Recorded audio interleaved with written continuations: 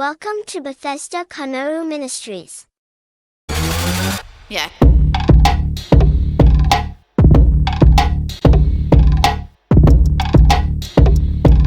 ఆదికాండము 2వ అధ్యాయం 1 నుండి 25 వరకు. ఆకాశమును భూమియు వాటిలోనున్న సమస్త సమూహమును సంపూర్తి చేయబడెను. దేవుడు తాను చేసిన తన పని 7వ దినములోగా సంపూర్తి చేసి తాను చేసిన తన పని ఎంతటి నుండి 7వ దినమున విశ్రమించెను. కాబట్టి దేవుడు ఆ 7వ దినమును ఆశీర్వదించి పరిశుద్ధపరచెను. ఏలైనగా దానిలో దేవుడు తాను చేసినట్టియు సృజించినట్టియు తన పని అంతటి నుండి విశ్రమించెను. దేవుడైన యెహోవా భూమిని ఆకాశమును చేసిన దినమందు భూమ్యాకాశములు సృజించబడినప్పుడు వాటి ఉత్పత్తి క్రమము ఇదే. అదివరకు పొలమందలి ఏ పొదయు భూమిమీద నుండలేదు, పొలమందలి ఏ చెట్టును మొలవలేదు.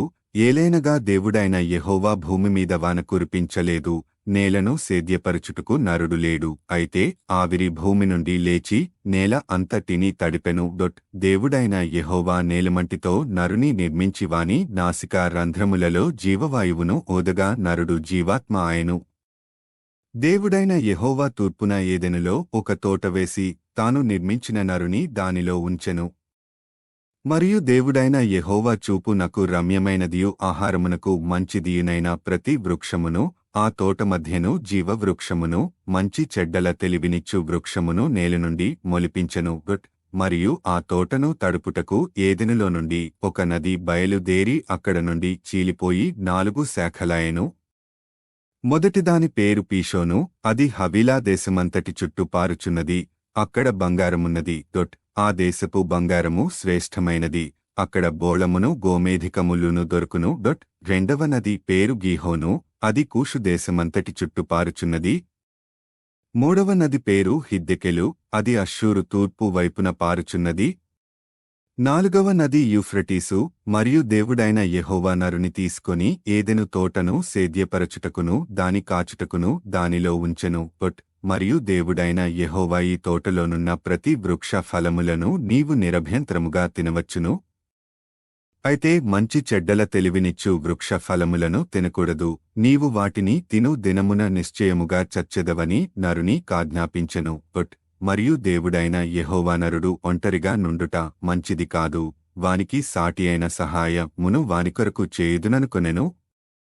దేవుడైన యెహోవా ప్రతి భూజంతువును ప్రతి ఆకాశపక్షిని నేల నుండి నిర్మించి ఆదాము వాటికి ఏ పేరు పెట్టునో చూచుటకు అతని యొద్దకు వాటిని రప్పించెను. జీవముగల ప్రతిదానికి ఆదాము ఏ పేరు పెట్టెనో ఆ పేరు దానికి కలిగెను. అప్పుడు ఆదాము సమస్త పశువులకును ఆకాశ పక్షులకును సమస్త భూజంతువులకును పేరులు పెట్టెను. అయినను ఆదామునకు సాటి అయిన సహాయము అతనికి లేకపోయెను. అప్పుడు దేవుడైన యెహోవా ఆదామునకు గాఢనిద్ర కలుగజేసి అతడు నిద్రించినప్పుడు అతని ప్రక్కటముకలలో ఒక దానిని తీసి ఆ చోటును మాంసముతో పూడ్చివేసెను. తరువాత దేవుడైన యెహోవా తాను ఆదాము నుండి తీసిన ప్రక్కటెముకను స్త్రీనిగా నిర్మించి ఆమెను ఆదాము నొద్దకు తీసుకుని వచ్చెను.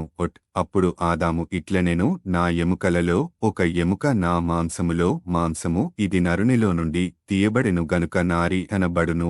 కాబట్టి పురుషుడు తన తండ్రిని తన తల్లిని విడిచి తన భార్యను హత్తుకొనును, వారు ఏక శరీరమయందురు. అప్పుడు ఆదామును అతని భార్యయు వారిద్దరూ దిగంబరులుగా నుండిరి, అయితే వారు సిగ్గు ఎరుగకయుండిరి.